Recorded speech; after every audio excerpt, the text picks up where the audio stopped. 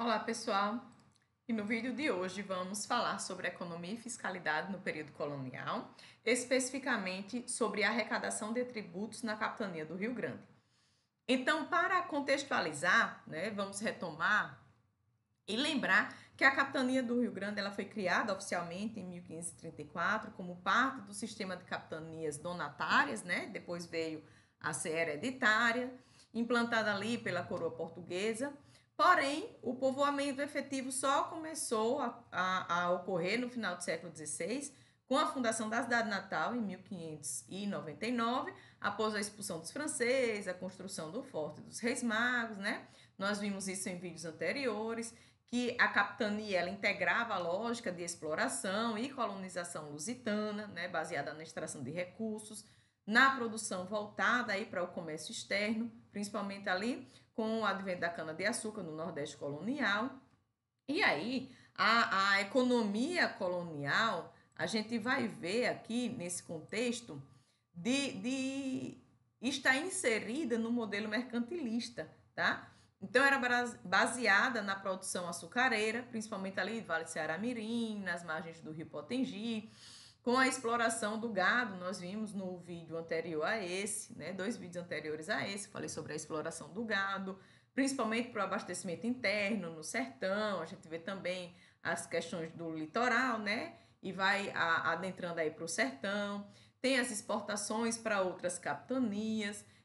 Vimos lá a extração do pau-brasil. Teve também a pesca do peixe-boi da baleia, mas era em menor escala, Era em maior escala aí a extração do pau-brasil. E vimos a mão de obra escravizada indígena. E aí, com a questão das necessidades, nas resistências indígenas, eles trouxeram, aqui entra nesse contexto, os navios africanos, navios negreiros com escravização africana, e aí com o uso das chamadas guerras justas para os aprisionamentos, tá? Então, a gente vê a atividade econômica no Brasil colonial de 1500 a 1822 inserida num contexto histórico. Então, num contexto histórico. Então, como eu sempre falo, é importante entender o contexto histórico para compreender a sequência de fatos.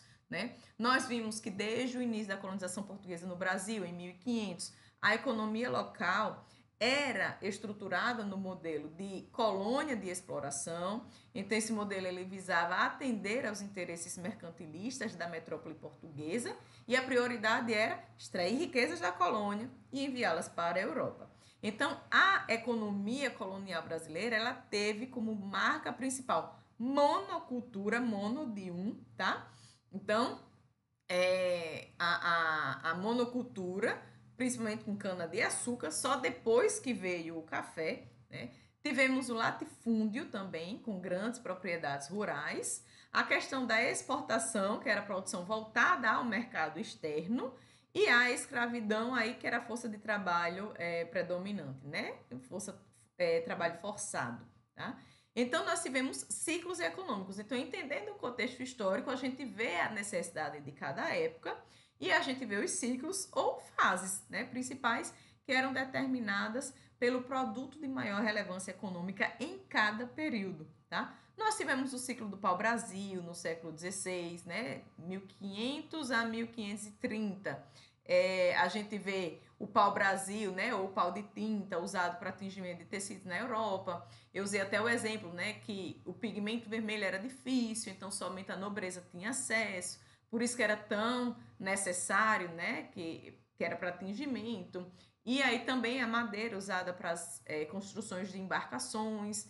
A gente vê aqui o extrativismo vegetal, com mão de obra indígena. Inicialmente era escambo, depois a força de trabalho forçada, muitas vezes, A sistema de exploração com as feitorias, do escambo, que na época não exigia uma colonização intensiva, então a gente via uma exploração predatória, que foi o que causou os primeiros conflitos com os indígenas, como nós vimos no vídeo anterior, Depois nós tivemos o ciclo da cana-de-açúcar, do século XVI ao século XVIII. Era ali o início da colonização, 1530 até o século XVIII, tá? Principalmente no litoral nordestino, tá? A gente vê aqui como referência também Pernambuco, Bahia. O produto era o açúcar, que era uma grande demanda europeia, e as unidades de produção eram os engenhos de açúcar com mão de obra escrava, né? Principalmente ali africanos. A gente viu que após o declínio da mão de obra indígena, entra no contexto histórico os navios africanos, os navios negreiros, os navios, né, com africanos escravizados, e a gente vê nesse contexto o sistema de plantation, tá? Monocultura, latifúndio, escravidão e exportação. Então, o plantation ele foi um sistema de produção agrícola predominante na colonização portuguesa do Brasil, principalmente durante esse ciclo da cana-de-açúcar, né, século XVI a século XVIII, mas também era utilizado em outras culturas. Depois a gente vai ver a questão do algodão, do tabaco, do café, já mais tarde no Império, tá?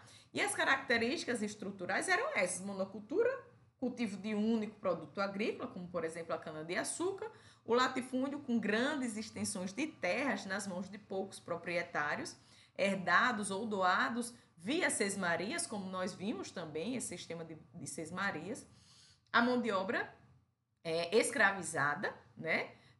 Depois do fracasso da escravização indígena, foi utilizada a intensiva força de trabalho dos africanos escravizados, trazidos em navios negreiros, e vemos também o sistema de integração do sistema mercantilista europeu, que a colônia produzia matérias-primas para enriquecer a metrópole, segundo o pacto colonial, que eu vou explicar mais na frente, tá? Então, as consequências aqui foram foi o fortalecimento da aristocracia rural, a formação de sociedade patriarcal e escravocrata, a integração do Brasil ao sistema econômico mundial, e a gente vê isso aqui no livro de Gilberto Freire, Casa Grande e Senzala, ver com mais detalhes, tá bom?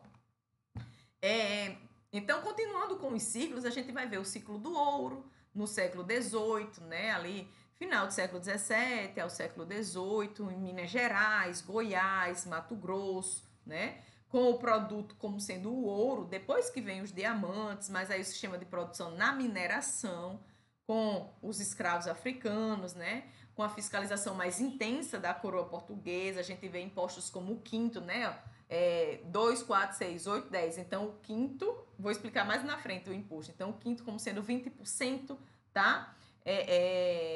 Desse imposto, vou explicar com mais detalhes, mas basicamente a gente vê essas consequências da interiorização da colonização, com a criação de vilas, de cidades, como Ouro Preto, por exemplo, né? O aumento do controle fiscal, que a gente chama de derrama, tá? O desenvolvimento do mercado interno, basicamente. Nós vimos aqui a pecuária, no vídeo anterior eu falei, né? Adentrando no sertão nordestino, aí vai para o interior do sudeste, do sul, com a finalidade de suprir o mercado interno com carne e couro. Então, associar a pecuária a essa questão de carne e couro, tá? Era um sistema de produção de pasteio, de pastoreio extensivo, com mão de obras de pequenos proprietários, vaqueiros, alguns eram livres, outros eram escravizados, tá? E a gente vê nesse contexto a expansão da colonização para o interior, a formação de vilas, de povoamentos em áreas que não eram litorâneas. E aí depois, com os africanos vindo, né, a gente vê a questão do tabaco, a questão do algodão, né, cresceu no final do século XVIII, impulsionado pela Revolução Industrial também, regiões ali do Maranhão, Piauí, aqui no Rio Grande do Norte mesmo, voltado para exportação, principalmente para a Inglaterra, né? O tabaco cultivado na Bahia e no Recôncavo Baiano, que era utilizado no escambo de escravos, né, da África. E aí a gente vê posteriormente as tropas imuares, mais ao sul, tá? No sul do Brasil. Então a gente vê a criação de cavalos imuares, que eram as mulas, que é o cruzamento do burro com a égua ou da burra com o cavalo, que era usada ali para transporte de carga, né? Se adaptava melhor. E aí era esse sistema de comércio chamado de feira de muares, né? O abastecimento das regiões mineradoras. E a gente tem vários elementos econômicos importantes, tá? E a gente vê aí outros elementos, tá? O sistema colonial, o pacto colonial, que eu vou explicar com mais detalhes. E a gente vê essa fiscalidade colonial num sistema tributário nesse período, tá? Com dois pontos principais: princípios da fiscalidade colonial, tributos e impostos cobrados. E no que se refere a esse ponto de princípios da fiscalidade colonial, então a fiscalidade portuguesa nas colônias era pautada aí em exclusivismo comercial, que é isso que a gente chama de pacto colonial, a proibição do comércio direto com outras nações. Nós temos também aí a arrecadação para a manutenção do Estado português, que era sustentado pelos lucros do comércio colonial, e fortes mecanismos de controle e fiscalização dos bens e produtos coloniais. Temos também outro ponto importante, que eram os tributos e impostos cobrados, tá? Então, a gente vê que o sistema tributário implantado pelos portugueses visava garantir que a colônia ela cumprisse seu papel no pacto colonial, que era enriquecer a metrópole. Tá? Então, os principais tributos cobrados na capitania do Rio Grande durante o período colonial incluem aí o quinto real, como eu falei, 20%, né? 2, 4, 6, 8, 10, ó, 20% sobre os metais preciosos, principalmente no século XVIII, em Minas Gerais, mas também era aplicada a outras riquezas, como produtos de origem extrativa. Então, 20% de tudo que fosse considerado riqueza extrativa, principalmente metais preciosos como ouro, mas também podia incidir sobre madeira da lei e outros produtos, tá?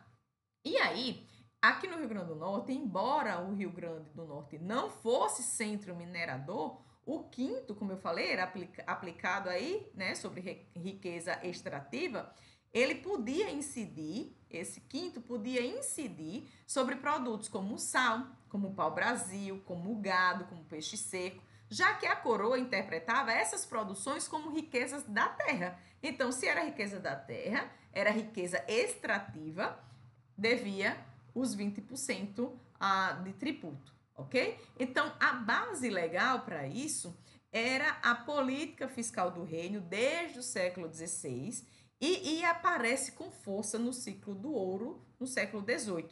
O objetivo era reforçar o controle real sobre a produção econômica e garantir a arrecadação direta para os cofres portugueses, tá? No que o quinto real era 20%, o dízimo era 10%. Era um imposto sobre produção agrícola e pecuária, geralmente era pago à igreja, mas parte era revertida ao Estado.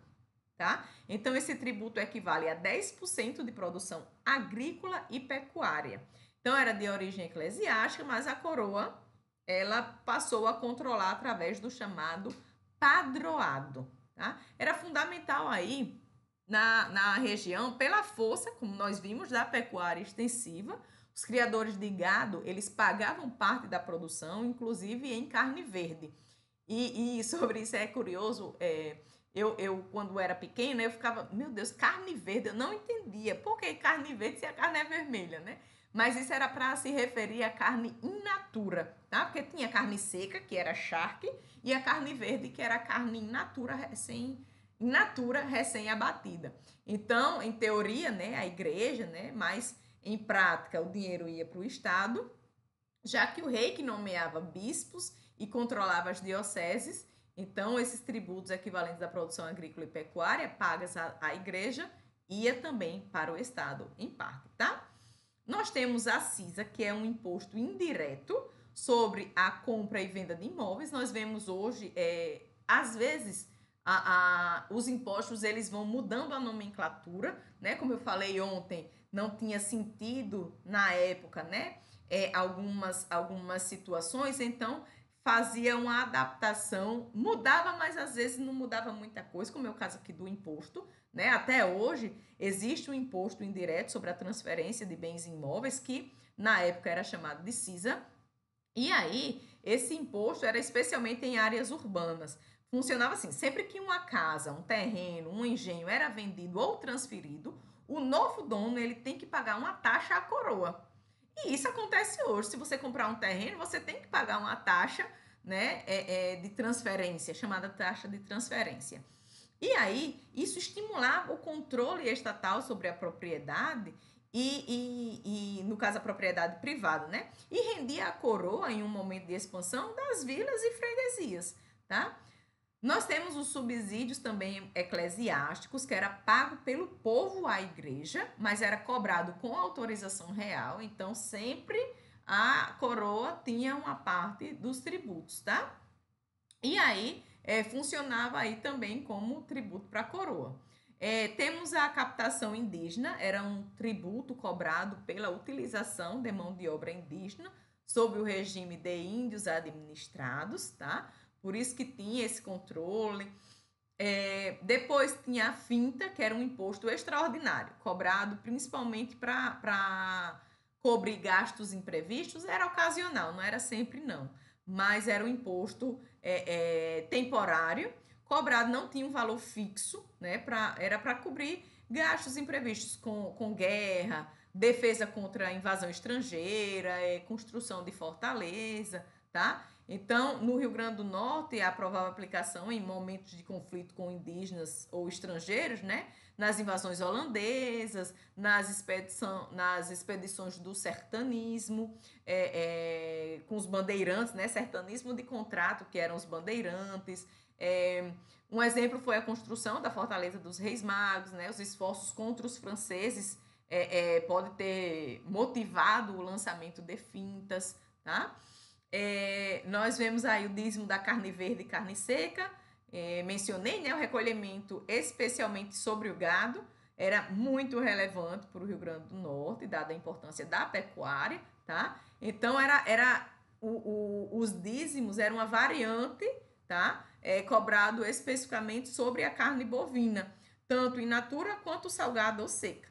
No Rio Grande do Norte é altamente relevante, né? Porque a pecuária era a principal atividade econômica no sertão potiguar, como nós vimos, e a carne seca, que era a charque, era exportada para outras capitanias, tá? E a gente vê aí como um sistema de cobrança, uma forma de cobrança. Era em espécie ou convertida em moeda, paga periodicamente, tá? E temos as rendas da alfândega, cobrada aí sobre as importações e exportações recolhidas nos portos, como o de Natal, por exemplo, né? Eram tributos cobrados sobre importações e exportações recolhidas nas alfândegas dos portos. O porto de Natal aqui era o principal ponto de arrecadação. Então exportava sal, peixe seco, couro, gado, carne salgada e importava produtos manufaturados da Europa. Então a alfândega era um órgão mais fiscalizador, né? Porque era a fonte ali, fiscalizador não, fiscalizado, né? Porque era a fonte de corrupção e contrabando, tá? E a gente vai ver que com relação a esses mecanismos de arrecadação, falando nisso, né? As arrecadações eram feitas por funcionários da coroa portuguesa, provedores da Fazenda Real, que eram os responsáveis por administrar e recolher tributos nas capitanias, e também tesoureiros, escrivães da Receita, almoxarifes, né, que participavam do controle do erário público. E é importante mencionar que em algumas regiões, como o sertão, a arrecadação era difícil e isso resultava em evasão fiscal e contrabando, tá? No Rio Grande do Norte, a localização, por ser periférica e ter uma menor produção comparada ali a Pernambuco, a Bahia, tinha um menor volume de arrecadação, mas os impostos eram, mesmo assim, cobrados com rigor, ok? E aí, a gente vê com relação à fiscalidade e alguns conflitos. Ninguém queria pagar, sobretudo, né, pagar impostos. Então, a cobrança de tributos, ela gerava descontentamentos e foi pano de fundo de várias rebeliões no Brasil colonial. Como exemplo, nós temos a Revolta de Beckman, em 1684, e também a Revolta de Vila Rica, em 1720, que eram críticas ao monopólio e à opressão fiscal da coroa. Então, embora o Rio Grande do Norte não tenha protagonizado revoltas fiscais expressivas, existiam conflitos entre colonos, entre autoridades fiscais, entre os religiosos, sobretudo quando os dízimos ou os preços dos produtos eles eram artificialmente controlados. Então a gente vê esse sistema de conflitos gerando aí revoltas, tá? Nós temos algumas especificidades, tá? A arrecadação local aqui no Rio Grande do Norte era centralizada em Natal, concentrava os tributos, né, oriundos ali do litoral, da pecuária sertaneja, né? A gente viu a expansão da pecuária para o sertão potiguar, para o atual interior, depois Ceará, da Paraíba, né? A coroa passou a cobrar dízimo sobre o gado, havia arrecadação das rendas do sal, né? Principalmente ali em Macau, em Galinhos, era rico em salinas, né? Desde o período colonial, e a extração do pau-brasil na região litorânea também era tributada, tá? E aí a gente vê que a economia da capitania do Rio Grande, inserida no modelo colonial português, ela caracterizou-se aí por uma estrutura voltada à exportação de matérias-primas, como sal, couro, peixe seco, produtos agropecuários, tá? Principalmente o gado. Essa dinâmica ela teve profundamente atrelada ao sistema fiscal implantado pela coroa, e a finalidade principal era garantir a arrecadação de tributos para manter a administração colonial, abastecer os cofres do reino, né? Os tributos cobrados, como o quinto real, os dízimos, a cisa, a captação indígena, subsídios eclesiásticos, a finta, as rendas da alfândega, elas revelam uma complexa articulação entre os interesses da coroa portuguesa, da igreja e dos colonos, né? No contexto potiguar, esses impostos eles recaíram principalmente sobre as atividades extrativistas e pecuárias, refletiu a atividade econômica da região, que foi marcada aí pela interiorização, pela força dos sertões, né? E aí, compreender esse sistema fiscal, ele é muito importante para a gente analisar a formação socioeconômica do Rio Grande do Norte e os mecanismos de controle e dominação de impostos ali pela metrópole, tá?